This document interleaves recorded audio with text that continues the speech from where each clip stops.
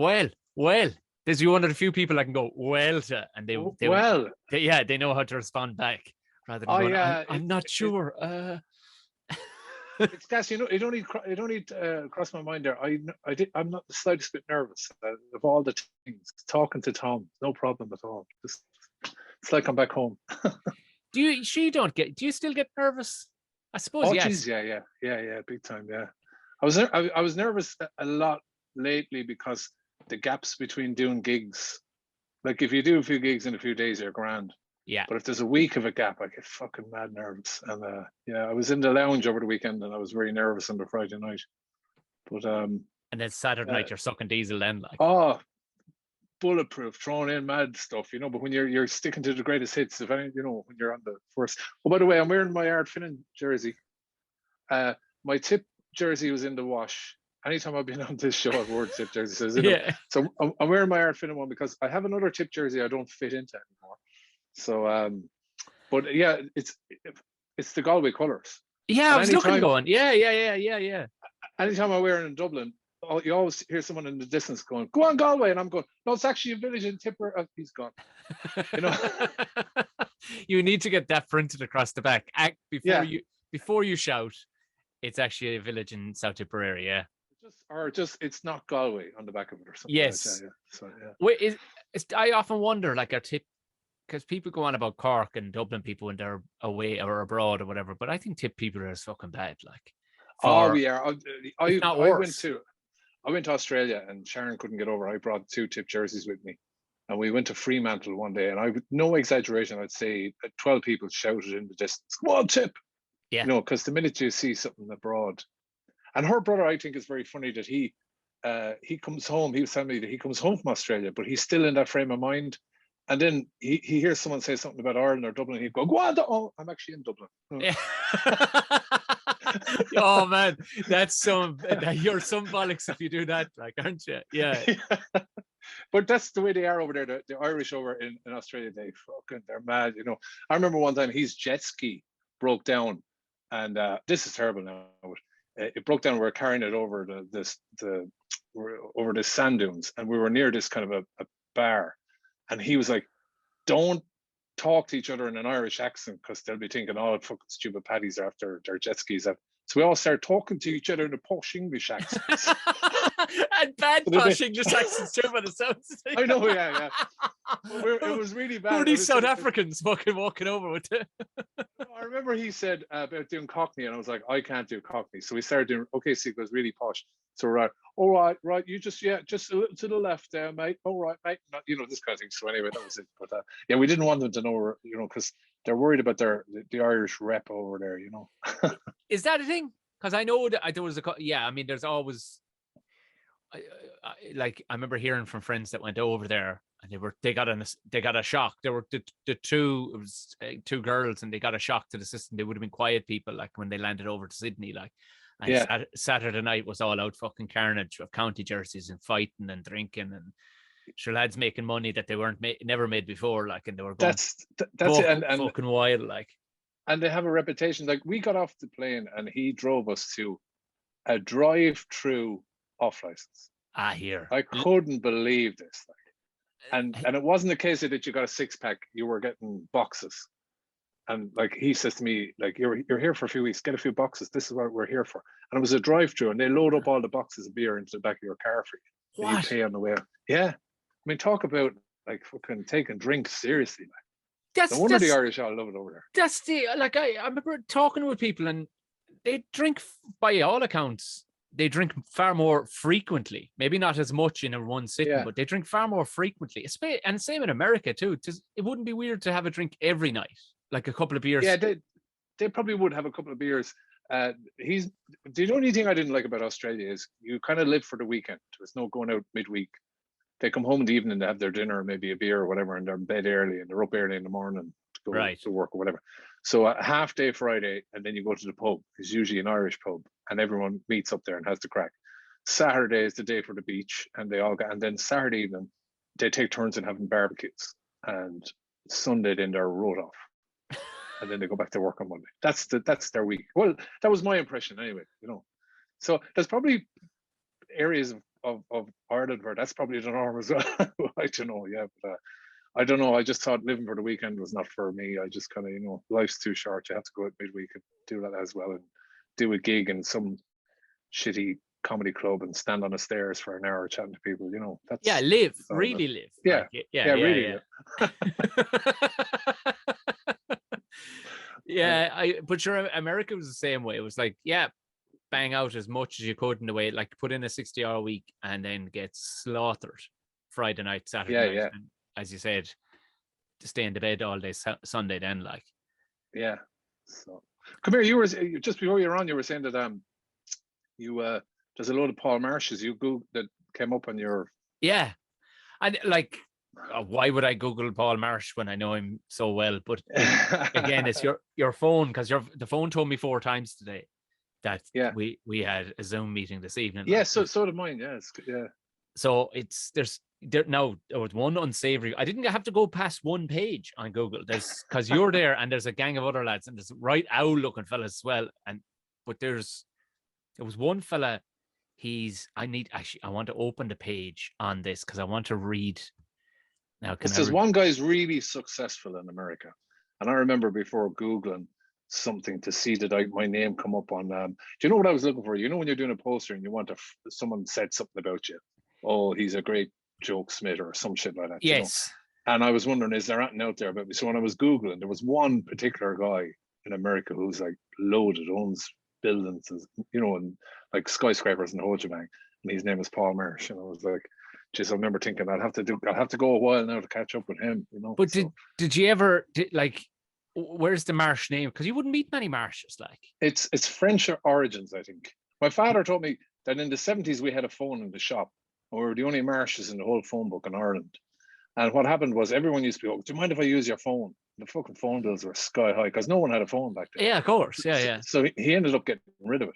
And he got it back, I think, in 1982. And when he got it back in 1982, there was something like 30 or 40 Marshes. And they were all only like second or third cousins of ours. Were they all big tall fellas as well, I wonder? No, I'm from my mother's side. My father's side weren't that tall. I'm one of the Welshes. My mother was one of the Welshes from South Tip there, and they're all tall, so that's where I got that out of. But, my brother's only up to there, me. So.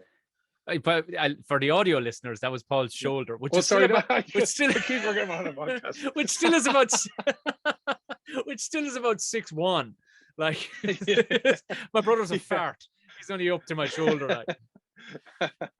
So the first Paul Marsh I came across was actually a fairly unsavory fucker, so we won't go into him. But the other fella then, he's this very successful overland 4x4 expedition company. So you can go with Paul Marsh. He's a middle-aged like South African fella, but has that wiry kind of hardy look about him. So he goes, it's got a class website and everything. It's Paul Marsh 4x4. I'm amazed that you haven't gotten a phone call. Somebody trying to buy a Jeep. That's my measurements. Yeah, I could actually be Paul Marsh 4x4 at this stage. I'm piling on the way. Jeez. Well, so he basically goes across and from Malaysia to all across Africa. He does those overland mad explorations, and unbelievably successful. There's no, like, this guy holds records for going fucking places and everything. I don't know how tall. He's probably tall too, because South Africans tend to be big fuckers, like so. But the best one, you said there's a successful fella, and there's another fella. He's actually a professor of finance in University of London. But the best one of the whole lot is a character name. It's actually not an actor. It's a fella. It's a character name. Now I'll find out who the actor was in a minute. But it's a movie called Dagon. It's a Spanish horror film, but it's directed by like British and stuff, and produced by British people and stuff like that. But it's kind of based loosely around, I don't know, did you ever hear of H.P. Lovecraft? No. He was a bit of he was a bit of a fucking magician, kind of fancied himself as a magician back in the day and stuff. But I'm not sure if Lovecraft, but it was loosely based on him, and it was a book or a movie, I think. Like, it was a short story called Dagon, but he made a movie kind of loosely based around it as well called I don't know, Inish something or other, somewhere based in Scotland. But this is an adaptation of it. But Paul Marsh, he wakes up. He has a dream, right? Paul Marsh. They went for the full character's name. has a dream that he discovers a mermaid with razor-sharp teeth while scuba diving into a strange watery cave. Paul awakes on the boat off the shores of Spain, where he's vacationing with his girlfriend, Barbara, and their friends, Vicky and Howard. A sudden storm blows Paul's boat against some hidden rocks, and Vicky is trapped out. Paul and Barbara basically take the lifeboat and the nearby deserted fishing village, and all sorts of strange carry-on. So that was from 1991. Jeez. And it did 212,000 at the box office. Jeez. So Paul Marsh. I must Google that. That's a. let's- Sorry, I was going to say when Oh! you start. I have your Spanish name. They actually put your so the guy playing Paul Marsh is Ezra Godden, but he plays. They've put in both his English spelling name and he's Paul Marsh / Pablo Cambaro. Pablo Cambaro. That's deadly. That's your fucking Spanish. Oh my God, that's your Spanish alter ego. Oh, I have to use that. How do you spell Cambaro? Cam and 2 R's for O and then O. Deadly. Oh, that's class. That's a class name. Yeah. Cambaro. Yeah, that's I like that. Yeah. Pablo. Because I remember when I this is probably vain now, but I remember when I started doing comedy. Yeah, I know what you're going to say. Everybody Google themselves. Yeah, you go. Yeah, of But course. I hadn't actually thought about it, but there was another comedian. I won't say who he was, but he used to go on about the whole time about. Oh, I was in town the other day, and this guy walked up to me, and he recognized me, and all this. And I was thinking, I never get fucking recognized, you know. And I must have been at it about 5 or 6 years, and I was down to Kildare Outlets, and there was a guy. I was looking at in the Levi's store, and there was a guy right beside me, and he was kind of looking at me. I thought this, and I went, you know, just kind of went, all right there, mate, you know. And he goes, I know your face from someplace, and I said, all right. And then in my head I was going, oh, good. I went, yeah, I do a bit of stand-up comedy, and he went, no. No. And then he goes to me, do you put a chimney fire out for me one night? And I fucking knew straight away. I knew who he was, right? Because he had white carpets. Now I say he had white carpets. Yeah. That should be the advertisement that fucking 4 of us come in and fucking ruin your carpets. The minute he said that, I was like, no, yeah, how are you going? I was gone like a hot stone because we fucking, you know, because you put down these sheets and all, and he hadn't cleaned his chimneys in fucking years, and the amount of shite that came out and and he had all white furniture and the whole lot. We were like, but I was like, I thought that was it. And the other time then I remember we were Jim Jeffries came over, and Carl Spain knew the tour manager, and he got us free tickets, and we went to the Tree Arena, and afterwards we went over to that checkered hotel, I forget, the Marker Hotel or whatever. And he said, is there a pub? We went around the corner to the Ferryman with Jim Jeffries, right? And we were downstairs, and I was standing chatting to Jim for ages, and people kept coming over that were at the concert and asking him for get a picture taken or whatever.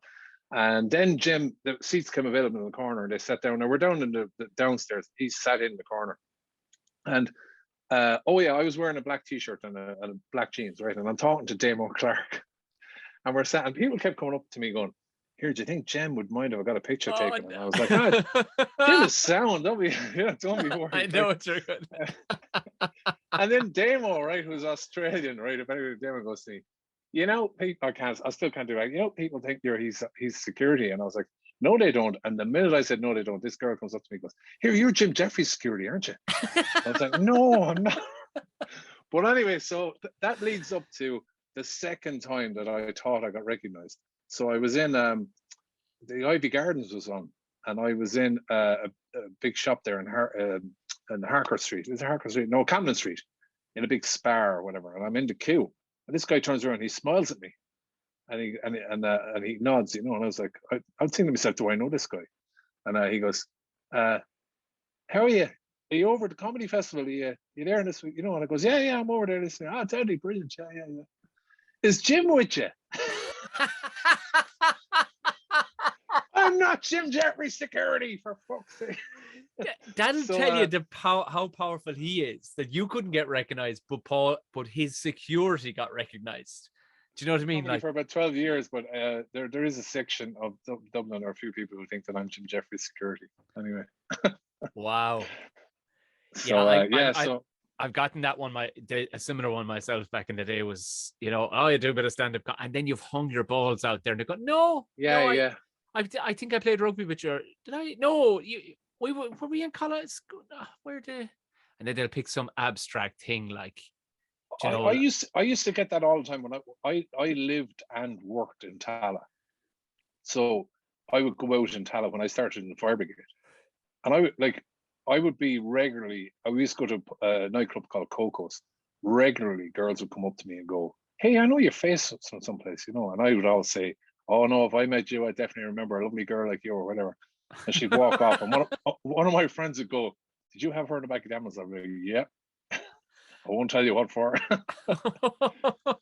So that was a regular thing. People would walk up and go, "I know your face," because when you're in uniform, people don't recognize, usually don't recognize you, but sometimes they're. And that's exactly, but it doesn't even have to be as striking as something like a uniform. Literally, it can just be out of context. Yeah. Like the demo and everything for years completely threw people like. So all I was getting for the longest time, and I didn't know how to deal with it, because at the time I was living in Portobello, so you're around a lot of people that would be watching that show, but I wouldn't get recognized for it. People would just look at you with dirty looks. It was always dirty looks, like, where do I know him from? Oh yeah, and not in a happy way, like going, because it was so out of context. Because I'd be walking down my big old farmer walk down the fucking road, as I tend to have, and just shouting some obscenities at somebody or speaking with a big Tipperary accent, so they'll go, I couldn't possibly know this freak. Well, I reckon that a lot of the time when I was in Tala walking around the square, you would have people looking at me, and I just assumed that they would look at me and go, "He looks familiar. He's probably a guard. I probably had hassle off him or something." Yeah, Well, I just had that look about me, So that and the environment you're in too. Like, let's be honest. Well, it's the last thing anyone's going to think when they see a 6'4" guy with a Tipperary accent and the church and go, "Comedian."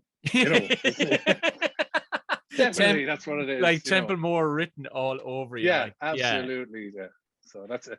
And even the reason, the way certain guards off duty wear certain clothes, the reason that is, or it's not so much anymore. Yeah. But the reason is because you can't get clothes to fit this physique.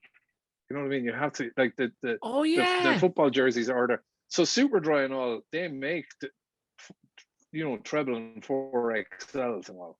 They make so that's why Superdry and clothes like that are the undercover guards fucking thing, because that's a North Face or whatever, So that's I'd love to know. That's the reason. I'd love to find out that Superdry actually had like a Garda line, because definitely they do.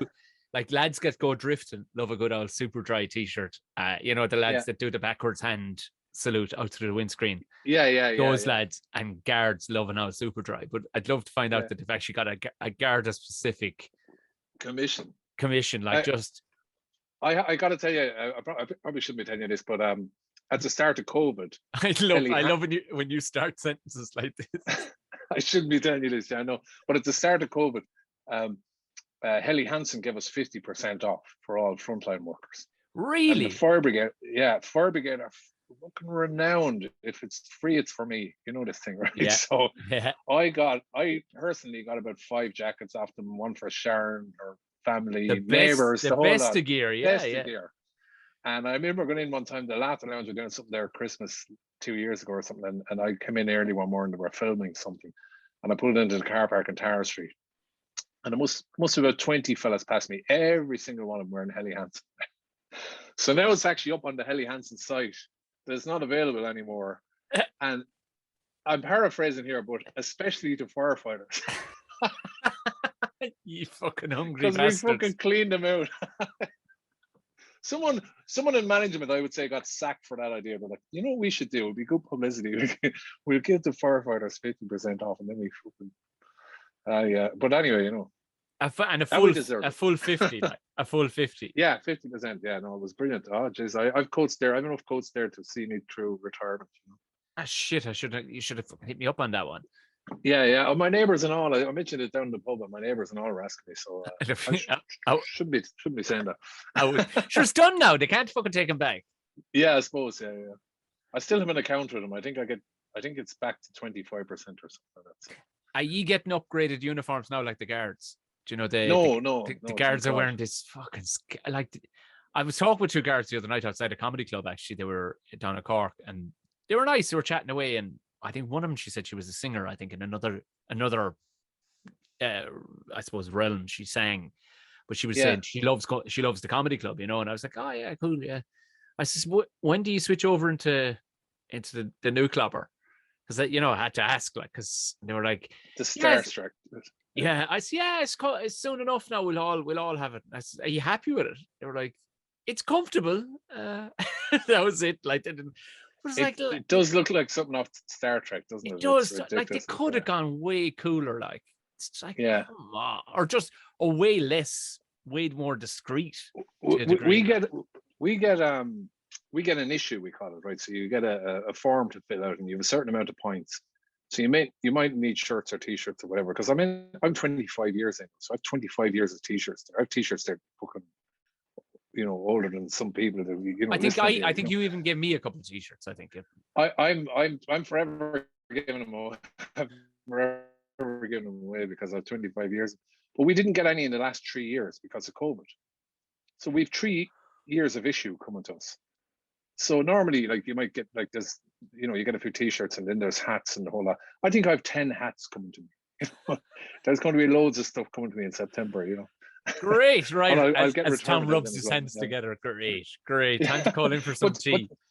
But the ones I always give away, we go away on trips and we bring over Dublin Fire Brigade t-shirts on trips, especially to America. And you try and get t-shirts, swap t-shirts off. That's what the firefighters do. And I used to get FDNY ones, and when you come home, you wouldn't realize how big they were, you know, until you got home, because their sizes are all over the place. Like I'm a double XL in Ireland, but I'm a large over there. You know? Jesus. So you get t-shirts off lads, and I come home and I realize these things are way too big. And there's a few lads I know down home. Most of them actually are farmers. Yeah, of course. And I used to give them the t-shirts. And my brother-in-law came home one time. He got the ferry over, he brought the car over, and he was driving out from Clonmel. And he got stuck in behind a tractor, and the guy in front of him has FDNY t-shirt on. And then he passed out that tractor, came in behind another tractor, and the guy has FDNY t-shirt on.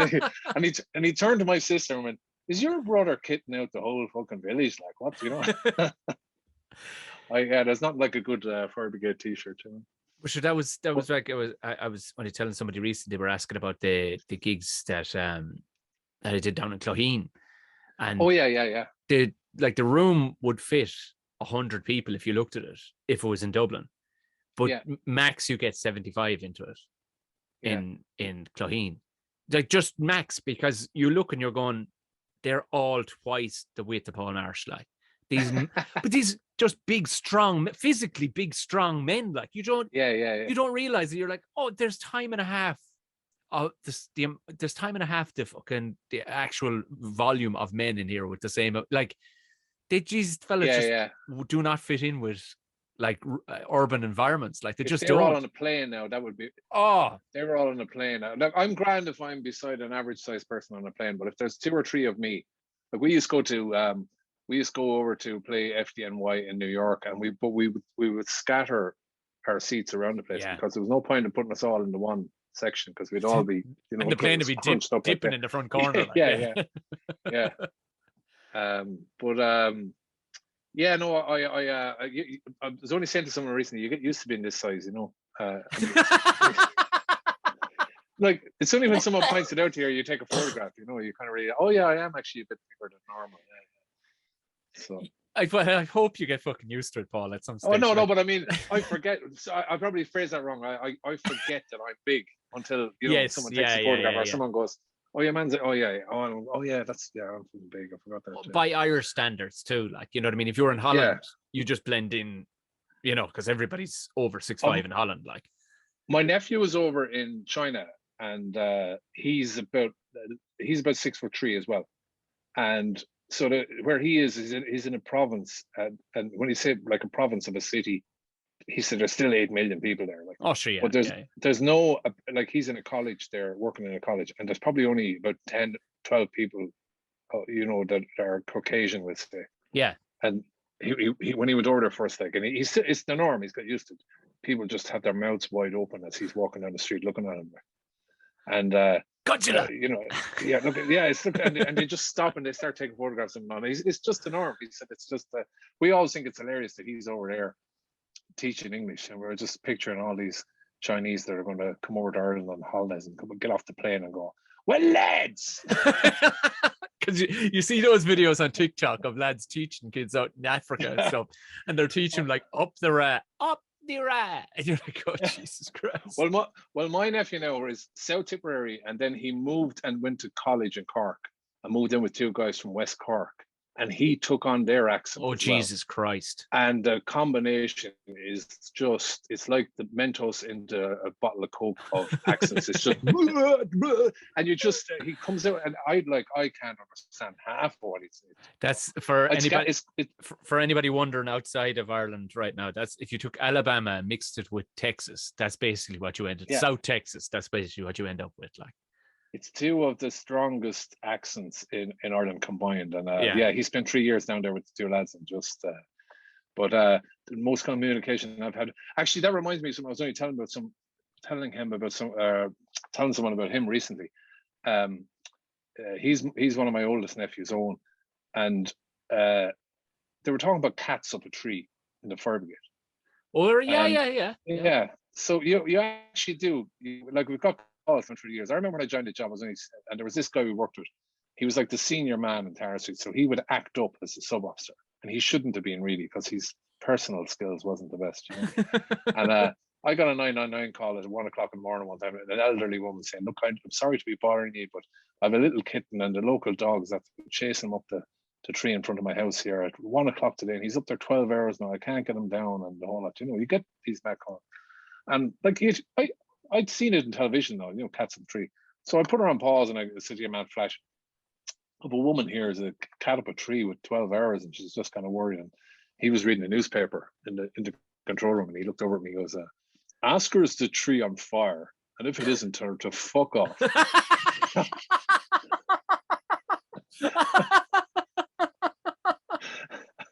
So that was my so I realized then we don't do that, right? So, but anyway, years later, when I went to Dunleary about 7 years ago, we got a call to a school, came in from the ISPCA, had a cat that was up a tree with 4 days, and even still, you were like, Jesus, you know, like, this is strange, you know. And as we're all going cursing, you know, Jesus, cat up a tree, like, you know, bloody hell, taking up a fire engine and all that. And as we pulled into the school grounds, we realized RTE had a film crew there. And they were making a TV show about the ISPCA, and they were following this one around, right? And when we pulled in, our station officer nearly had a heart attack, and he turned around and he was going, "Put on all your gear, act professional." And I remember he turned to the fellow beside me, and he pointed and went, "Act professional." And when he turned back around, the man turned to me and goes, "Why did he say act professional to me?" And I just went, you know, is it? And he just nodded, yeah, right, fair enough. So when we got out then, right, we were to get the cat out of the tree, and they suggested that I had like one of those sticks, you know, with a loop on the top of it, and you got it over the cat's head. So we set up, it was really high up now, so we had to use our biggest ladder. It's a 110 foot ladder. So we got the ladder up anyway, and got it up onto the tree, and I climbed up. And when I went to try to get the loop over the cat, he went further out the branch. The bastard. So we had to take down the ladder again, move it, went back up again. He went further out the branch again, took down the ladder, and as we went up the third time, the ladder's fairly heavy. The branch is kind of moving, and I'm like, this is not good, right? So then they had a plan B. Get the cat to move. The branch was down and near the other tree, which had loads of branches. This particular tree had no branches, right? So that's how they reckoned the cat couldn't get back down. And like one of the lads pointed out, you never see a skeleton of a cat up a tree. Yeah. You know what I mean? So anyway, but we were still there anyway, right? So we're all doing this, and we're trying to, he said, try and scare the cat onto the other tree. So I had the stick, and I started going, yeah. Right. No sign of the cat moving. Was that the official? That was the official hunting cattle from Tipperary. Yeah, I want you. And I was like, yeah. And then I started easy first, like, yeah. And then I was like, yeah, and I'm banging the stick off the thing. And then I'm lashing, yeah, hitting this, trying to get the cat to move over onto the other fucking tree, right? Eventually he jumps onto the other tree, We come down, job done, right? And we knew this TV show was going out. The wonder of editing, right? When you watch this TV show, went on at 1 o'clock in the afternoon, you just see your one talking, saying the cat's been up a tree 5 days, it's terrible, and she's doing a big interview. So we call the fire brigade. They show us coming in the gate, and then they show me up the tree going, yeah! There was nothing in between. Half an hour. So, and then you see the cat jumping, right? So I remember thinking, it's 1 o'clock in the afternoon, no one's going to see this. Of course, my nephew, who's a student in Cork, rings me up, the phone rings. Here, lad, did I just see you up a fucking tree trying to beat the shit out of a cat? And ever since, right, I'm 25 years in the fire brigade. I've delivered about 15 babies. I've pulled people out of burning buildings. I've shocked back people with the defibrillators. I'm not, not to be blowing my own trumpet, but anytime he fucking mentions or anyone says something about me being in the fire brigade, then he goes, oh yeah, beating the shit out of cats up trees. That's his perception. That's what you get. What I do for a living. Yeah. Jesus Christ. Yeah. But there comes a point too when you have to, like that, the fucking thing is burning. But you do you put on a show for the camera, or what point? And I know it was like, no, in fairness, like the cat was, it was up a tree for it was only a kitten. It was up there for it did need help. And like if we always say, if in doubt, call us, because you get some obscure stuff. I heard something there last night. I don't know. Should I say it on podcast? You can edit this out if it's bad. Yes. Yeah. So the lads went. He was telling me recently, because everyone knows I do comedy, and they're always going, "Here's one for you, Marshy." Tell this one on stage. Yeah. So the lads went last week. They went to this guy, and burns to anus was on the sheet, right? So they went in and they're talking to him, and they said, "What's the story?" And he's like, he's kind of walking kind of funny. He's, "Come on in, lads. He's real, And listen, I'll tell you what it is, lads. I'll tell you what the story is." He goes, "I suffer wicked from constipation, and what I do is I get a basin and I bring it into the shower with me. Oh, Jesus. And I take the top off the shower, and I give myself a bit of an enema." Oh, geez. And he goes, and I push it, and I let myself fill up, and I fill up, and when I can feel it, I can't take it anymore. I take it out. He goes, and it sorts you out. He says, the best thing you'd ever do. It's fucking great. But I went to do it tonight anyway, and I never realised that the water wasn't scalding hot. So he's after fucking making bits of himself. And he's bringing, right, but the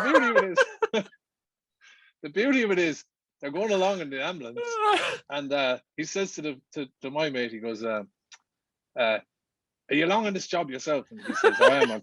I'm 15 years old." He goes, "You must see some mad stuff, do you?"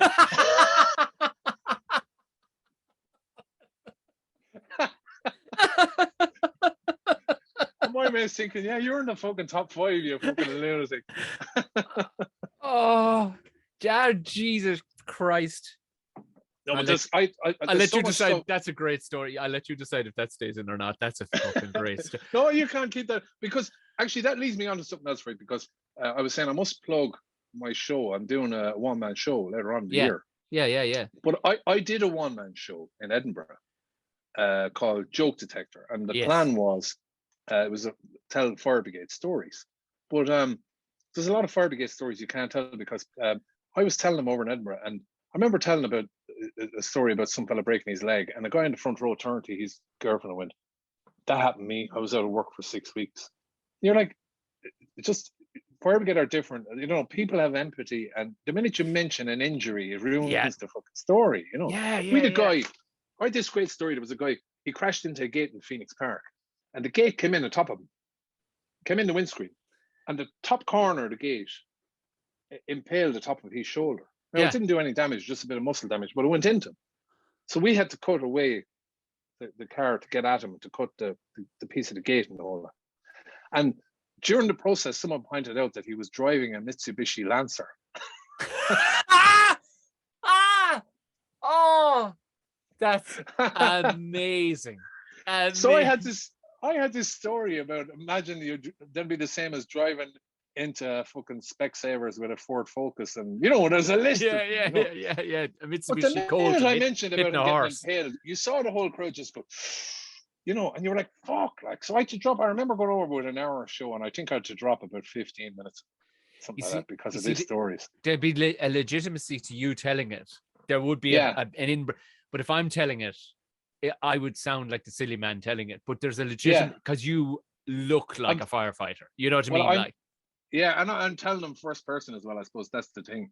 I remember another one. Stop me now if I told you this, but we had a guy at Christmas who we arrived, and he was sitting on a chair in his doorway, and he was naked, but just with his towel around him, and he was covered in blood.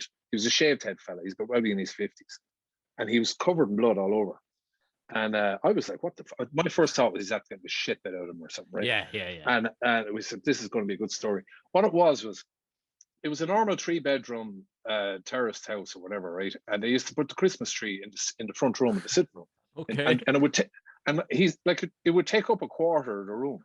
Yeah. So this year they decided not to. They put it in the back kitchen, come dining room area, right beside, and it was beside the patio doors. So they put it there in the corner, and he went off up to bed anyway. And the wife followed up, but she never unplugged the fucking Christmas tree. So he's above in bed, and he said, "Do you know the way you're in bed now? It's nice and warm, and you're kind of you're snuggled in, and you're going off." But all you could see coming in the back windows was yellow, purple, green, red, yellow, purple, green. The fucking this thing was shining like fucking mad, and he was like, "For fuck's sake, she never turned off the fucking Christmas tree. I won't be able to go to sleep." And he's like, bald. So eventually, anyway, he got out of the bed anyway, and he's bollock naked.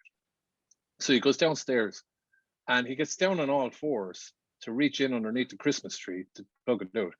And they have a Jack Russell who was asleep in the corner. And the Jack Russell came over, curious to what was going on, and stuck his cold nose up against the back of your man's balls. And your man jumped through the fucking patio door. He got such a fright.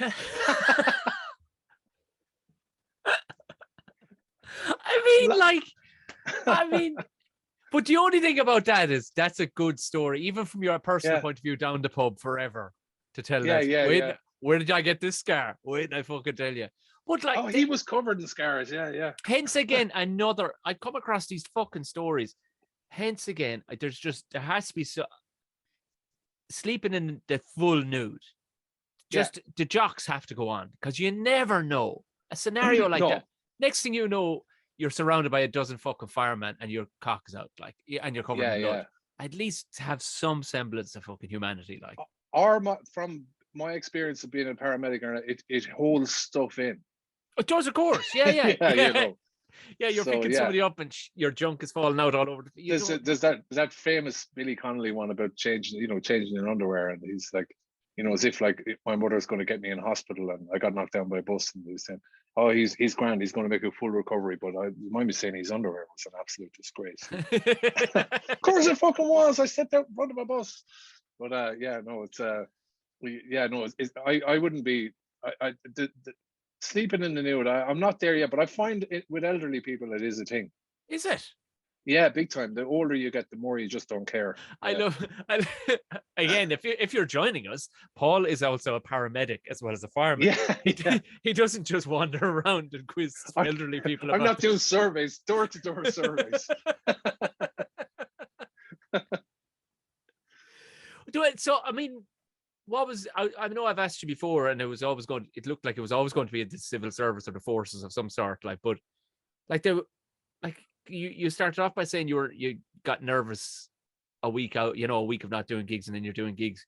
Like, to go into something as fucking dangerous, that literally in the title of description of it is the most insane. Like, when you think of what it says, like, you wouldn't, like, to go and fight anything is mental, but to fight a fire is like, well, that's the maddest fucking phrase of all time. Like, surely be to God, the first couple of fucking years where you must have been fucking terrified going out and going, what's coming next? Like, yeah, I've been in a few scary ones, but as we've gone on, we've become more health and safety conscious in that it's all about teamwork. You don't go too far in, unless you have a few lads with you and stuff like that, and we have all the best gear and the whole, in saying that though, if you get someone who's our thing is persons reported. That's the last thing you want to hear as a firefighter.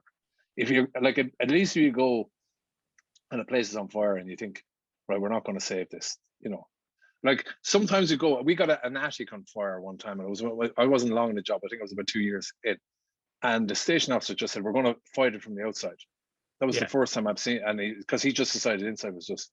So myself and a kind of a senior firefighter went up, and we went up onto the landing, and then there was this real narrow stairs bringing you up into an attic conversion, and we went up, and he says to me, the senior firefighter, "This is too hot, Marshy. Come on, back down." And we came down to the landing, and the second team came in behind us, and this guy goes to me, "Give me that hose," and he, you know, as if to say, "We'll fucking sort this out." Like a maverick. Yeah, and he went up the top. Now the heat is one thing, but when you put water on Smoke. it gets no, the heat just bounces steam, back of course. Yeah. And I heard him go up to the top of the stairs, put on the hose, and all you heard was, "Ah, hot," and then you hear boom, boom, boom, boom, as they nearly fell back down the fucking stairs. It must be fair hot through your gear too, because your stuff is ridiculous. To feel that. And they used to have like a thing before where you had like, you used to leave a gap so that you could feel the heat in your ears. So you were covered all over, but there was one little gap there. But we don't have that anymore. We just have a bit more cop on. Oh, everything's on fire. I'm going to assume it's really fucking hot. I'm going to assume it's going to be hot. Yeah, exactly. So sometimes you do that. But no, I was going to say, if person's reported, you pull out all the stops. You just go in and try and grab them and go, and you know, and then the building comes second to any life. You know? But no, I touch wood. I've been all right. I got a fella one time. Actually, I went in on overtime. Actually, I tell a lie. I went in to cover a guy on a Sunday who was playing a football match. Right. And we got a flat on fire down in Dolphins Barn. And when I went into these particular flats, they have like a balcony. You know, like the old tenement flats. It's only a very narrow balcony. A lot of them are gone now in Dolphins Barn, aren't they? They've done up. They've put in new ones, haven't they? Oh, they've knocked down a load of them. Yeah. Yeah. It was around there that I got, and so you've only a narrow. We'll say it's maybe 3 foot wide, and then you go in a doorway, and as you go in, on the right hand side is the kitchen. So your man had put on chip pans, our favorite. Yeah. And the phone, by the way, my health and safety thing for today, the phone underneath the pillow is the new chip pan. Don't put your fucking phone underneath the pillow. Right? That's right. That's I remember you telling me fires. about phones before, like going, keep them as far away as you fucking can. You can't just people plug them in overnight and they overheat. You know what I mean? And they next thing. And so anyway, they're the new chip pans as we call it. But anyway, so back then it was chip pans. This is years ago, probably late 90s, early 2000s. And your man was on the sofa and the chip pan was going, but I could feel his feet. He was having a bit of a lie down. He had been drinking or whatever, that day drinking or whatever. And he put on the chip pan and then fell asleep. So I grabbed him and threw him over my shoulder and I said to the fellow with me, "I have him, let's go." And he went out the corridor and immediately went left. But I couldn't see him with the smoke. So I kept going. And it was only when my waist hit the wall I went too far. Yeah. And your man kind of half came off my shoulders. And it looked like I was about to drop him fucking 4 stories. The fella that was below, there was a fella below called Gonzo, and he said I had my hands out. I thought I was going to have to catch the fucker. I thought you were about to throw him down to me. Because I just came out of the smoke with this guy in my so you went straight out onto the balcony. I went out onto the balcony. Instead of coming out the door and going left, I kept thinking I was still in the corridor. And it was only when my waist hit the wall that I realized, oh shit, I've gone too far. And then I nearly lost. It was only I put my hand out and grabbed your man and had him like in a baby, like I was holding him like a baby, and brought him back over the car. But for a split second, I thought I was going to drop him out over the fucking balcony. Imagine if I did that, I'd have been on every fucking newspaper the next day. Can you imagine your man? Like, can you imagine being your man and surviving the fall? We'll say, but you're falling asleep with a lovely with a drink snooze, which is a lovely snooze, and going, I'll have a couple of chips now when I wake up, and only to wake up, to be looking backwards as this giant Tipperary man throws you off a fucking back. and the poor guy Gonzo's below trying to catch him. You said touch wood. Did you touch your fucking glass table yesterday, or what happened? I only saw that on Instagram. Oh yeah, Yes. my glass table exploded yesterday in the heat. I reckon it must have been an air bubble or something in it or whatever. There must be, but I gave us a small laugh thinking the one fella who should be able to deal with the heat, like all his things should be heat protective. Like, actually, it's funny you should mention about heat. Sharon said to me there recently where I was talking about buying a plot. I'm turned 50 right now. I'm going through a fucking real midlife crisis. Oh, a plot. Yeah, a plot. Right. And she says, do you want to be buried or cremated? And I said, I'm not going to spend 30 years avoiding fires and then go full hog on the fucking end. So a plot. So. Are you gonna? I don't know. I don't know. I see Tipperary or Dublin. I don't know. That's the thing. Oh Jesus! Now, yeah. This is the wrong podcast to be bringing up that. Huh? Tell you now. It's given that you're still wearing the Ardfinnan top and all the rest. Yeah, of it, that's the thing. Yeah. I mean, I'd say it's going to be Tipperary here, but then I like the idea of they can cremate you, collect up your ashes, and actually heavily compress it and turn it to a diamond. Have you seen that? No, I haven't. No. Yeah, you can. So the idea is that they're just these heavy compression machines that if they compress any carbon, because that's all a diamond is essentially, is carbon under the most ferocious pressure. So any carbon, i.e. ash, they can take it and actually put it under so much pressure to create a man-made diamond out of it. Deadly. That's a good idea. I kind of like the idea of that. Yeah. Or I like the idea. I remember myself McBride talking about this, and the cool way to go, I think, would be to fill me full of conkers and then have a proper biodegradable coffin, and then and a load of trees would grow. A load of trees grow out of me. I like the idea that I'd feed a tree. Yeah. Or do the Hunter S. Thompson and get shot from a cannon.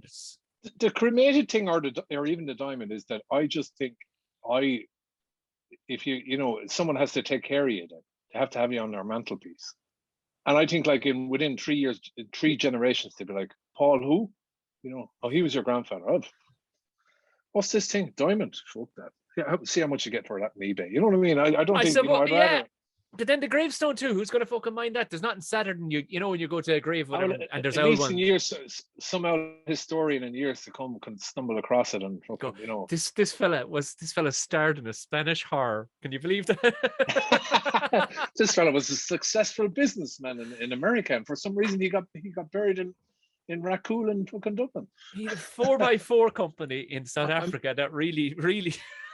I'm loving Racool, by the way. I'm living up Racool now, as you know, but it's like a home away from us. So I'm still in a village, but I'm in Dublin, so it's good. Well, see, in all fairness, you're very social anyway. I'd say if you landed anywhere, you'd kind of make friends with the locals anyway, Well, I think COVID was a big thing. We all got to know each other here, but they're all cultures as well anyway. So it's the way of it. I'd imagine any place when we lived in Newcastle as well, all the people around us were either foreign nationals or cultures, because again, it's got you've got one eye down the country. And sure, you even a bit further in where I was talking with Colin O'Regan, you play Patriots in, and 60% of the audience are professional cultures. Yeah. They all live within the one area. It's like the Ellis Island of fucking of Dublin to the southern cultures, like. Yeah. Because it looks. You actually know certain areas of. I was going to say, certain areas of Dublin as to what cultures have settled there. What counties. Oh yeah. I mean, Munster people will primarily have settled, and you get the odd Kilkenny, Portlaoise person, but mostly Munster people have settled in Kilmainham. Yeah.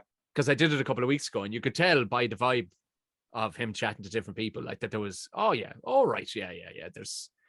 And everybody's professional, like proper professionals, like. Yeah, that was actually one of the places. Now that you mentioned it, was one of the first places I lived in Kilmainham. It was lovely. Same. I lived in Inchicore. Yeah. And I lived in Inchicore after that. Then I lived in Inchicore. That was a great spot as well.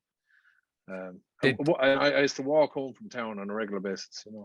Oh yeah. But sure. I mean, there's always even if you left it early enough.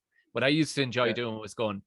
Codding myself that was you were leaving the pub early, or you're going, no, I'm not sitting out now, but sure, by the time you'd walked back to fucking Inchicore, you'd passed 40 good pubs on the way home. Yeah and you'd most definitely stop in a bit of music or something, or there'd be maybe 2 or 3. You were never getting home, like, because there was always a couple of good pubs. That's the one thing, I suppose, about living down here rural. In another way, I suppose it's kind of good because it keeps me off the sauce, is that a lot of the rural pubs that are around here, in a sad and good way, they got shut down. You know, with the heavy drink driving laws and stuff like that just fucked them. Like, Reed, that's the long and the short of it. Like, you know. I think we had the local shop in Ardfinnan, and I hated the fact that everybody knew everybody's business. So I couldn't wait to get away, and I wait to get away. Like, so when I came to Dublin, I thought, oh, brilliant! You know, nobody knows you. There's millions of people. You can do what you want. And then it's gone full circle now. You know, I'm thinking, I like the fact that I have friends in there. Like, I collected one of my neighbors from the airport. You know that. And class. I love, yeah. You know, that kind of. I like that you can do that, or if there was someone stuck for something, you know, you can put it up in the WhatsApp group or whatever, and people search. You know, that kind of thing. I've gone full circle now. I don't, and I have a local. The Puchin is my local. Yeah, well, that's a good local in all fairness, like.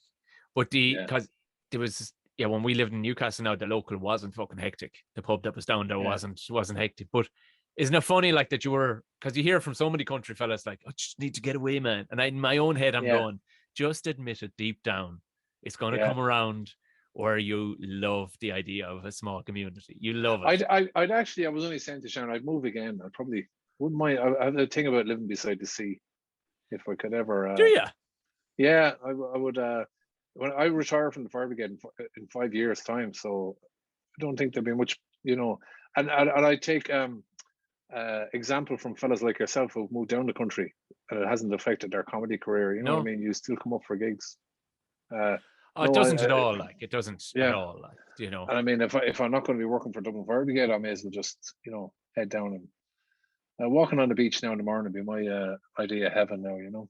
I like the notion that you would still fall into a soft old civil servant's job, maybe doing two mornings a week or something, like the local lollipop. You'd make a great lollipop man, like. Because in fairness, you'd be so good you'd be good with people and have an old line for everybody as well. But plus, they'd see you from like 50 cars back. Do you know what I mean? You'd be the tallest bloke over everybody. Like, I saw a thing on television there recently where the lollipop men fucking nearly get knocked down about once a week. Did I? And I was like, I never thought about that. All right, take that back. So no, that's a terrible idea. But it's funny. We were only talking about it because we've often been at road traffic accidents where we've blocked off the road. Yeah, and there might be a little gap there, and some fellow will throw the car up on the curb and fucking drive past us as there's like someone on the ground that we're doing CPR on. It was only by fluke or whatever that I was coming off it early. I was coming home the other night after a gig in Wicklow, and I came down the motorway, the N7, and that I came off at Care. Yeah, and and didn't, because had I left it, the bridge that goes over the Tipperary Road out of Care. Yeah, four. This is 1:30 in the morning. There was 4 fire brigade, and as you told me before, the reason for 4 of them is you need 2 of them to act as blockers. To stop people. But thank fuck, because I would have been there by the looks of it all night, because there's no turning around, like. And but you see some of the mad stuff, like when we do, like, we block the traffic on the M50. But you see people pulling the maddest maneuvers, then they're like, like, fuck this, and they go up onto curbs and they go everywhere trying to get past you, like. But people like the thing I noticed about, and even I was going up to the lounge the other night, and literally I came in the Long Mile Road whistling, and I turn off at the end to go up, because I like to go up the canals all the way up to the end of the canals and cut down that way. Yeah, and I swear to God, by Dolphin's Barn, just turned over and somebody pulled a stupid move or whatever, and my temper just went from 0, which it had been for weeks. There hadn't been a blip on the radar temper wise, and my temper just went straight to 10. I'm like, oh fuck! And thankfully I was able to step outside myself for a second to go, oh Jesus Christ! I'm actually the opposite, right? Because I'm in work on blue lights and aggressively trying to get through traffic all day long. Of course, yeah. When I hop into my own car, I'm like, it's a trivial journey. Yes, yeah. So I'm in no rush. You know what I mean? I suppose the importance of your car journey pales in comparison to trying to save some fucker's life. I have done the thing where I forgot that I'm in my car. There's a thing, right? On all the ambulances, you just reach up with your left button, and there's a 999 button. It's just on the roof. You just hit that, and everything comes on, all the blue lights, because there's 3 sections of blue lights. You can turn them on immediately, or you just hit this button and they all come on. And I've been in traffic more time, come up behind traffic and reach up and go, oh yeah, I'm in my car. Shit, I have to sit here. Or the other one I did was, I was on the Amazon night and when I was in Tala, and I went up over this bridge. It's a narrow bridge going into Neilstown. So it has traffic lights. So I went over that maybe that night, must have gone over maybe 20 times, over and back, doing cases. And the next morning I finished, I was living in Lucan. I just fucking milled down the road, went straight through the red light and up over. And this cop bike was behind me. And pulled me in, blue lights. And he just comes up to the window and I goes, Guard, I'm really sorry. I'm just after finishing a 15-hour shift in the fire brigade. And I went over that bridge last night. And he just started bursting himself laughing and goes, go on. And just left me off. Wow. Actually, I got to tell you another one about that bridge. How are we for time? I'm not holding you. No. Years ago, there was a car in the canal up there near Clondalkin, and we were called, and we went down, and we knew there was no one in the car. But Ado, the station officer, said, throw out the grappling hook there and pull the car up on its side so you can see into it. So I threw out the grappling hook, pulled it on the side, and you could see into it. It was grand. But then the grappling hook, we couldn't get it back, So he said it was kind of stuck to the car. So he said, throw the rope over to the far side of the canal. We'll go down. We're like a mile and a half up the canal. We'll go down and we'll drive up around to the other side and we'll get it then, So I went to throw it to the other side, and didn't work anyway. And oh yeah, I got a brick. The red bricks with the 8 holes in them? Yep. So I got one of them and I tied it onto the end of the rope, and I swung it, and I only went about 3/4 away. Of course, someone else goes, give me that, you fucking idiot, I'll do that. And he had to go 3/4 of the way. And someone else said, come on, you haven't got a clue. Show me how, I'll show you how to do that. And then he threw it. And there's 2 guards with us, right? And they're bursting themselves laughing. And it became this competition. Everyone had a fucking go with this thing, right? And no one got past 3/4 of the way, right? And so I had a second go, and I started swinging it. And while I was swinging it hit the ground and hit off my shin. And I was in agony. I started jumping around the fucking place. And they were all bursting themselves laughing at me, right? So anyway, a pickup truck arrived on the far side. The guards must have called them. And the rope was 3/4 of the way. And your man pulled the rope out of the way, or pulled it out of the water with the brick at the end of it. And we were like, here, throw us over the brick there, wink, wink, knowing that you couldn't possibly throw the brick to full into the canal. Yeah, of course, yeah. The canal. He looked at the brick, immediately weighed up, it was too heavy, broke it off the side of the truck into half, and just lobbed it over to us. And we were all like, for fuck's sake. There was about 12 of us there. No one copped on to do that. So Look, anyway, you're not engineers. You're civil, yeah. But flash forward to Coco's, I mentioned earlier on, I used to go to Coco's all the time. Oh yeah. So I went to Coco's one night. I came out, and I wasn't drinking, so I was driving, and I had a Crean Ep2. It was my first car. Oh, and there was a bunch of lads looking farmer's favorite. My mate says, "Can you give?" Yeah. Oh, and it was immaculate. I bought it off my sister. So I said to him, "Here, look, pile in there and fucking, So I think there was 5 of them in the back, and my mate Sweeney in the front. And they were lying across each other. I mean, health and safety out the window. The things you do when you're a young fella. I was probably late 20s. So when we were coming up over that bridge in Clondalkin, and there's a fucking guard at checkpoint. And I was like, balls. And my mate Sweeney goes, sorry about this ball now. Obviously I'm going to get in trouble. There's 5 lads in the back, And I pulled up and the guard came over. And the guard came over to the window and I smiled out at him. And he says, what's your name? And I said, Paul Marsh is my name, guard. I'm Tipperary's brick throwing champion of the year. And your man started laughing. And he turns back to another guard. He's going, here, look who it is. It's your fucking man. And all the lads in the back of the car go, what the fuck is going on? And they were bursting themselves laughing. They were going, that was a gas tape. Everybody, you're going ahead. And never even noticed that there was 5 lads in the fucking back of the car. There's a lot of you've inspired us throughout all this, Paul, when it comes to the health services and the services throughout this country. But in a lot of ways, you've given a lot of stories of ineptness. That's the thing. I think you can never, there's a friend of mine, Tyke, who retired, and I was saying you could write a book, but the funniest stuff is when fellas get things wrong. You know what I mean? Nobody wants to hear it, but it's just like comedy. Nobody wants to hear how you fucking smashed it. We're 99%. I can honestly say 99% of the time, we're professional crowd, and Dublin Fire Brigade have this thing where there's no room for we're trained to the highest. If there's any piece of equipment, the fucking dynamics, the the wit of it, the weight of it, everything. They don't leave anything to chance, and they train you up on how to use it. You know what I mean? Because there'll always something go wrong. We have this thing where foolproof, childproof, and fire brigade proof. Because if it can be broken, we'll break the fuck. You know, with any piece of equipment. But but like that, you will, no matter what happens. It's that type of job that things go wrong.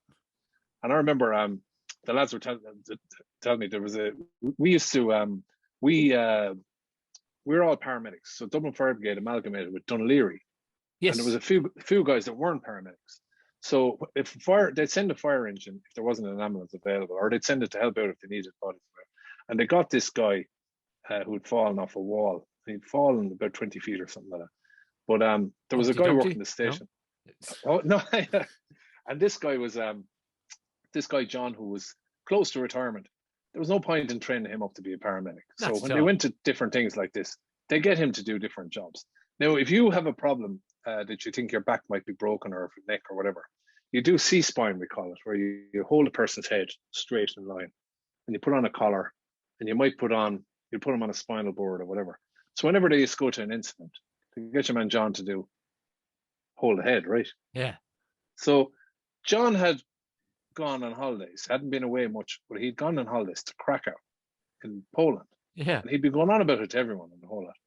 So he has your man holding his head on the ground, and he goes to him, so you okay? You know, a lot of pain. He goes, yeah, it's a bit pain. And goes, all right. You have a bit of an accent there, have you? Where are you from yourself? I'm from Poland. And whereabouts? Oh, Krakow. And he goes, oh, I was there. And he started turning his head around to face him. And then I was like, John, what the fuck? Was you didn't see this man? Oh, he's from Krakow. But stuff like that, you know what I mean? You can't. I mean, your man's well retired. That was years ago, but you know what I mean.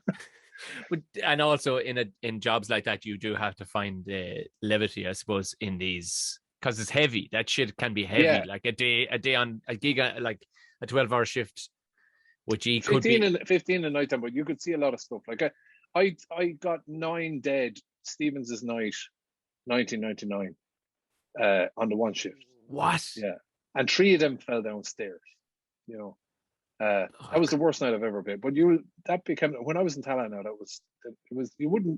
on average you see 2 or 3 dead people a week. But I mean, that's par for the course. That's what you signed up to. That was literally only something genuinely I thought about last night. We were watching the documentary on Netflix about these 2 lads seeing debris all over the road, and they pulled in to see what the fuck it was, and they came across a dead body.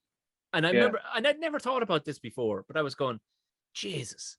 Imagine landing on, you're tipping home from a fucking, just only tipping out to get a bag of chips. And lo and behold, there's a dead woman on the road. It was like, because I'm normally, I'd be cool enough under hairy scenarios. I'd probably have a meltdown to myself at 6 hours later, but I was still going, fuck, that'd be a fair old shock to the system. And then obviously I was thinking about you today. I was like, sure, for fuck's sake, fucking hell, sure, Paul there's nothing at this stage could fucking, obviously you never get used to it, but at the same time, we usually do arrive after it happens. The only time I saw one getting knocked down on the quays one night when I was training in the fire brigade, and that really kind of, when I say she got knocked down, she got flipped up into the fucking air. Ooh. She stepped out in front of a car. Now it turns out she was a heroin addict, and she was a bit high, so she didn't kind of know what she was doing. But she stepped out in front of 2 young ones that were driving the car, and I got out of the car, and that was a bit kind of hectic because you saw the accident happen. Yes. Normally we arrive and there's a crowd, and you can tell so much when you arrive. If the crowd are standing back, then it's serious. If they're all nearby, it's but it becomes again, it's teamwork. You know who's who and who's good at what jobs, and there's always the fella who's a bit more medically inclined, and you follow his lead. Or my thing was always I cut cars. If someone needed to be cut out, I was a dab hand at that. I'd love an I'll go with that though. It's brilliant. I'd love it. I'd always. I remember helping the fire officers from care one day. Myself and the father came on an accident, and the woman was fine. She was strong built woman, like, so it was going to take a bit of lifting. And the lads, they were a small crew. They physically needed our help. She was upside down in a ditch, you know what I mean? Over a dike, like, and And I went, fuck, we're going to have to cut this car. It's buckled up like a fuck. There's no getting the doors open or whatever. And I remember watching that joke going, lads, if you want one hand, let me have a go at that joke. Like, it's fucking great. I know when I say I'm the one who does the cutting, I made sure I was the one who does the cutting. When I got in, I was like, I want to be the rep. Because when I was in Tala, there was a guy, Mark, who was the guy who had the reputation for doing the cutting. And he was moving station. And the minute we went to, I was grabbing that cutting gear, there was no one else getting it off me. I wanted to build a rep, and then so that was but no, everyone, would have at the moment probably my reputation is driving, because that's all I ever fucking do these days. But we were up the mountains yesterday, and we were going up to a fire up on the top of the mountain, and we keys to get in the gate. And as we're going up, there's two walkers coming towards us, and the sub officer says, "Oh, two people out for a nice walk." And I goes, "They won't like me in a minute." And he goes, "Why? What you mean?" I goes, "Look at your rear view mirror. The dust. Fucking dust." I was fucking, and there was no avoiding it. You know what I mean? And I just saw them in the rear view mirror, and the two with their jumpers up around their nose, kind of fucking trying not to fucking breathe in this heavy. So what can you do? You're driving a fire engine through a forest. Were you on high alert the last week or so because of fires? Yeah, we're the whole time up there. We keep getting shot. Where I am in Dunleary above us is there's a wood up there called it starts with a B. I can't bloody think of it. That'll come to me now in a second. But it's the strangest thing. The ground is like turf, and you could be putting a fire out, and then you look 100 yards down, and there's another fire. It's like it's going underground. It does, though. Sure. Barnaslinga wood is the name of it. But yeah, it's just you could be there all day. You could be there all day. And we've got these new backpacks now, which I think are really handy. I think you put about 20 liters into them. They're like a haversack, and you have a spray. Because most of the time you only need a little bit of water just to kind of dampen. Oh, so they're like weed killer, like the oaks you'd put on your back. Yeah. So we have those for going to areas that you can. But the one across from it, that particular one, we've got.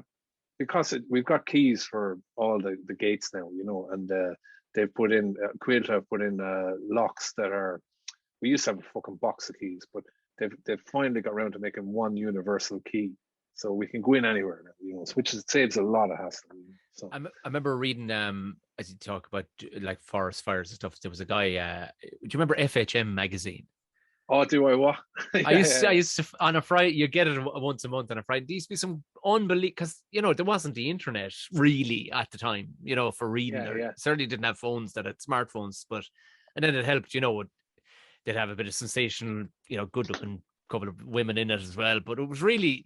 But they had this one fella, and it was Question Time with a Smoke Jumper, was the name of this guy's profession. And it wasn't a really well-paid job, but it was the most insane fucking job.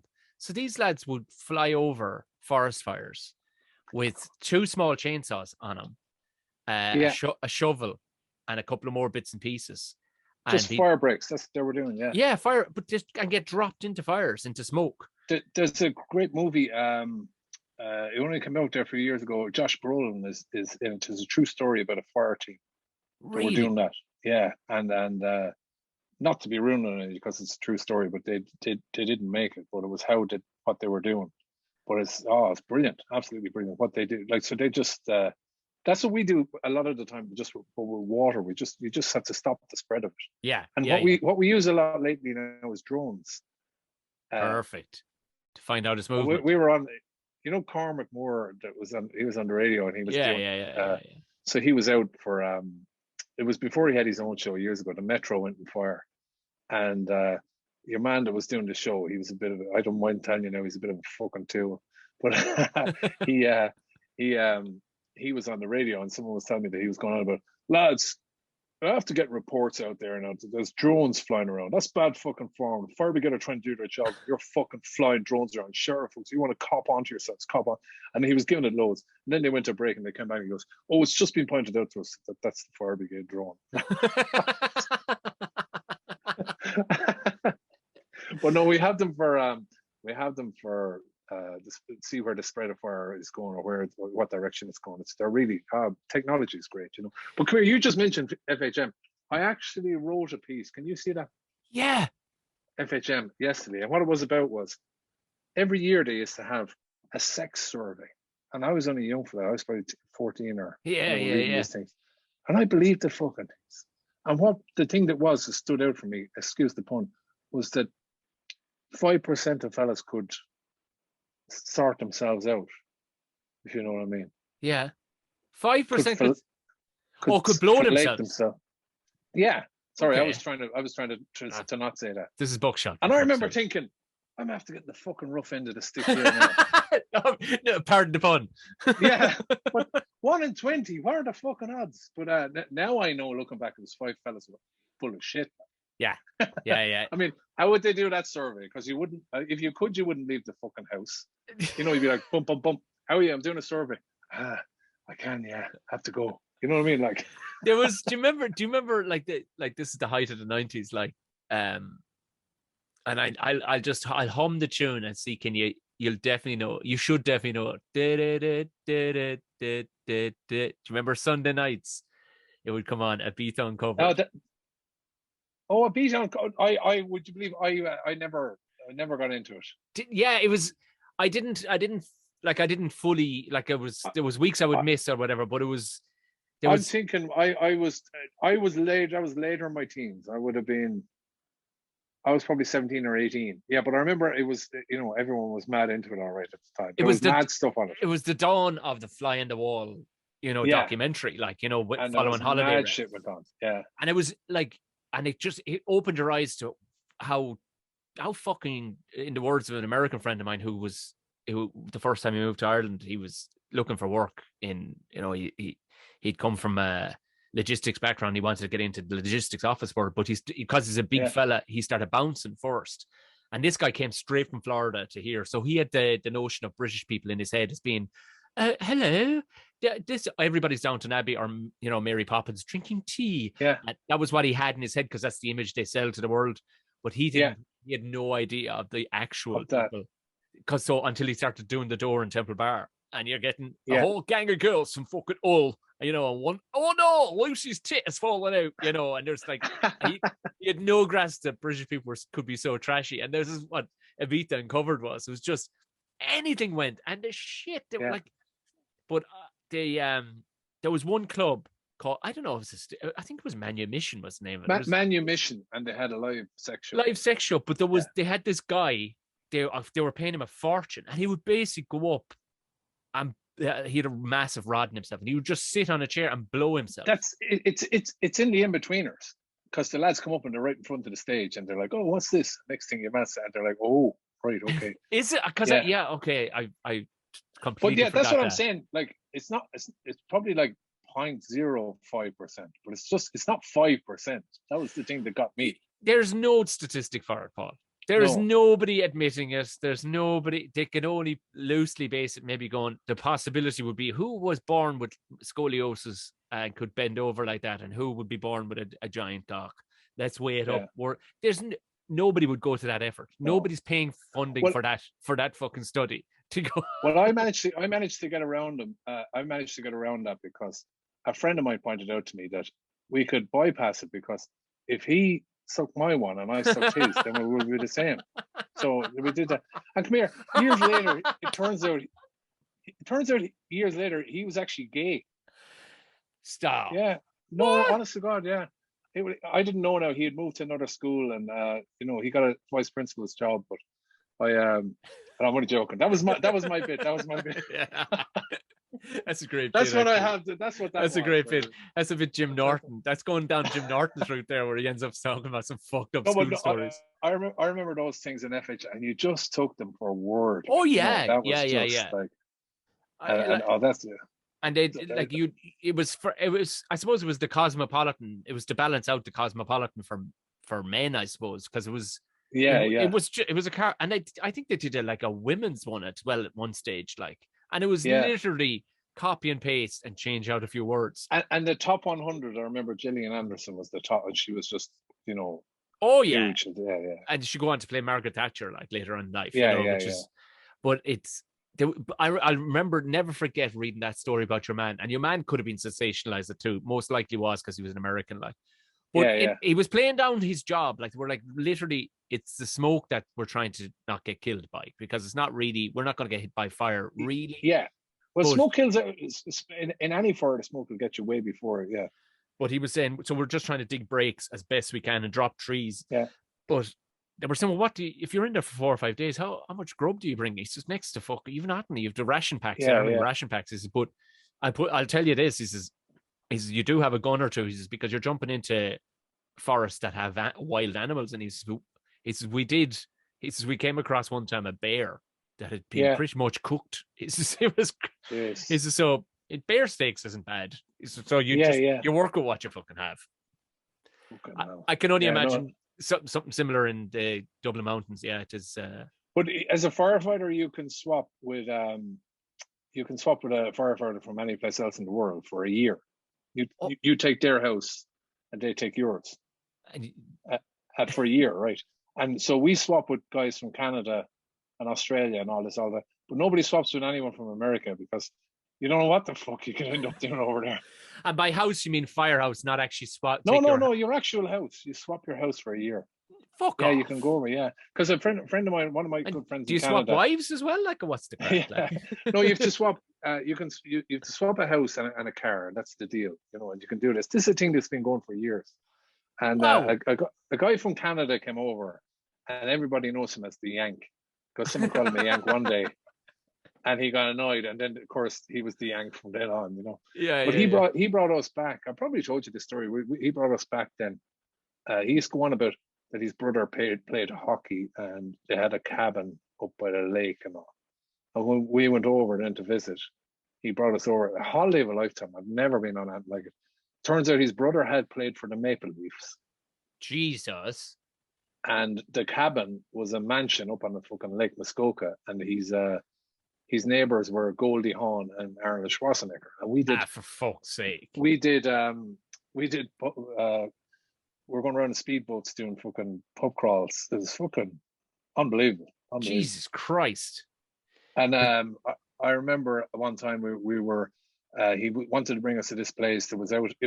There was a highway nearby. You pulled in and you docked the boat and you walked through the forest and you came out on the highway and there was like a highway stop. And he wanted to bring us up there because they deep fried pizzas. They made the pizza, folded it over, and then deep fried it. Jesus and he wanted Christ. to show us these, right? And it was you could hear your arteries getting harder, yeah. You know. And the first day I got there, I have a big forehead, and my forehead was roasted.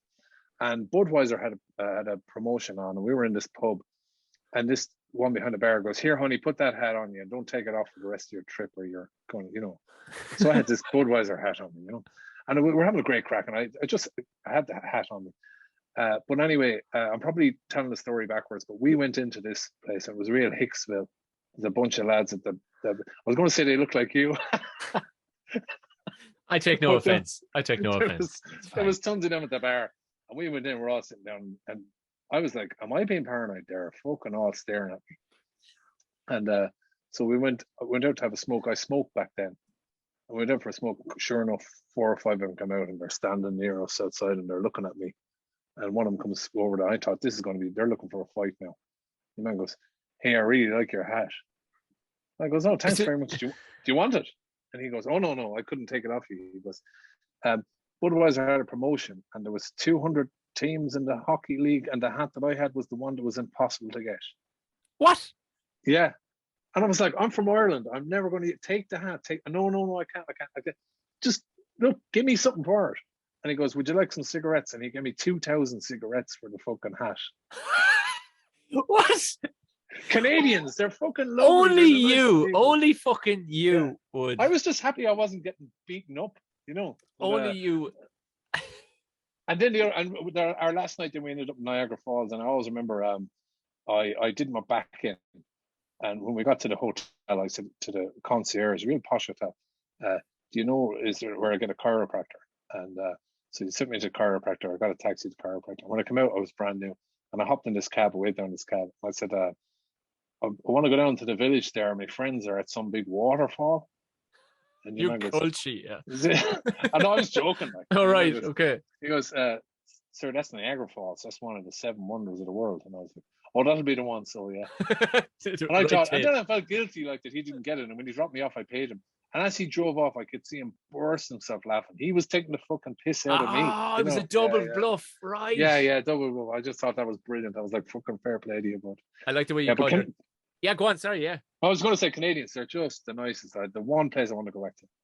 I The, can't recommend it enough. I like the way you called your Canadian friend the Yank, because it's just Yeah, it has to be. It's like Paul. I remember I had Paul Collins on the podcast when they did the pub years ago. There was a fella that used to come in called Paddy Pajero, but right, incidentally, he always drove Land Cruisers. right. The opposite is always It's classic. yeah. It's classic. Yeah. Like I love the notion. Like, fuck you, we're giving you the name completely opposite to.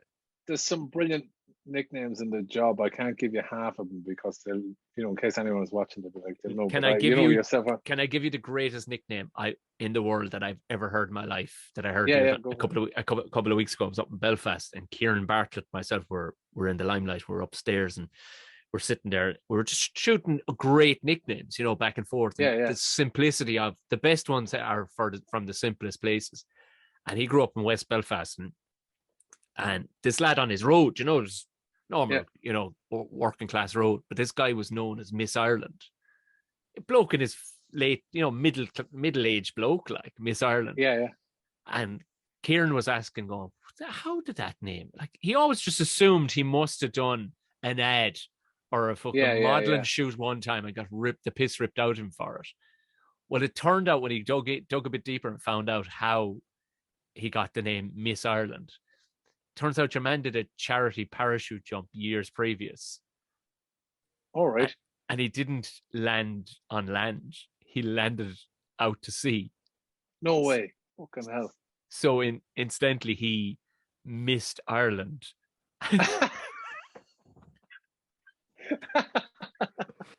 That's fucking brilliant. And it was apparently an 11-year-old young fella came up with it, and it just stuck. It just stuck because it was pure and utter, like no beating that. Like that's fucking brilliant. No, as I say, there's loads of them I can't even tell you. You mentioned an ad there. He's retired now, so I can tell you this. But I love how fellas have to basically once they're retired, time out. You're like, fucked. You're out of the WhatsApp group. I get in trouble. He years ago, firefighters could do adverts. There was the Actors Guild or whatever, but we were allowed. Yeah, so there used to be loads of. But he did one for Andrew's liver salts. So when I joined the job, I just knew him as Shiny. His name was, but it was a shortened because his nickname was Shiny Hole. But there was always tons of those. You can't. Come here. You going to Edinburgh again this year? I'm going to Edinburgh. Myself and Gary Lynch. What we did is we have 3 shows. He's doing the first half. Of course. Compilation shows. He's doing the first half up to the 17th, and I'm going to do the second half. So I'm going to be doing 3, 1 at 10 in the morning, 1 at 5:30 in the afternoon, and then 1 at 1 in the morning. How I'm going to sleep, I do not know.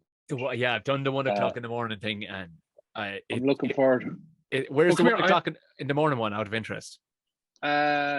City Cafe. It's on. Oh yeah. And the other thing I was going to say, I'm obviously I'm going on tour in October. Brilliant. And I'm in the process of writing a book. I remember you saying that, so that's going ahead. So an exclusive here now. Yeah. This is your year, so.